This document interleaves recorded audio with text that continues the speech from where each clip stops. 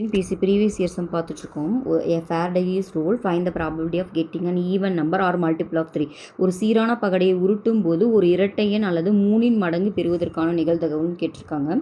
இப்போது இந்த மாதிரி அல்லது நடுவில் வந்துச்சிங்கன்னா நீங்கள் ஒரு ஃபார்முலா யூஸ் பண்ண வேண்டி வரும். ஏன்னா இங்கே 2 ஈவெண்ட் இருக்கு இல்லைங்களா, அதனால் 2 ஈவெண்ட்டையும் சம்மந்தப்படுத்துகிற மாதிரி இருக்கிற ஃபார்முலா இதுதான். P of A union Bனா P of A plus P of B minus P of A intersection B. ஓகேவா? P of A intersection B தான் அந்த ஃபார்முலா. இப்போ ஏ இங்கே வந்து முதல்ல மொத்தம் இப்போ ஒரு பகடை தான் உருட்டுறாங்க. அப்போ நம்மளுக்கு என்னென்ன சான்ஸ் இருக்குது? 1 கிடைக்கலாம், 2 கிடைக்கலாம், 3 கிடைக்கலாம், 4 கிடைக்கலாம், இல்லைனா 5 கிடைக்கலாம், 6. இது மட்டும்தான் சான்ஸு.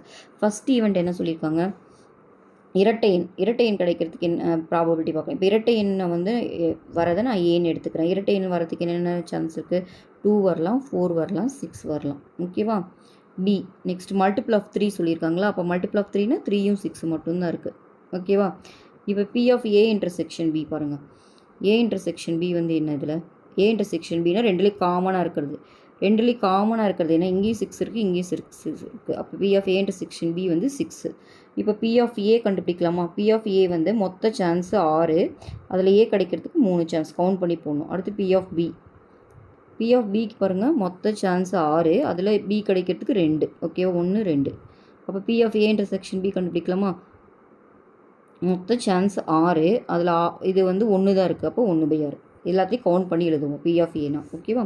இப்போ P of A union B தான் நம்ம கண்டுபிடிக்கணும். அந்த ஃபார்முலா இங்கே எழுதியிருக்கோமா?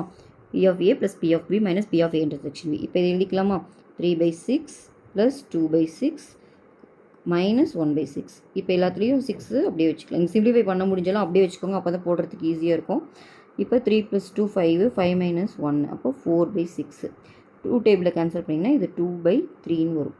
அப்போ இந்த சம்மோட ஆன்சர் பார்த்தீங்கன்னா 2/3. ஓகேவா?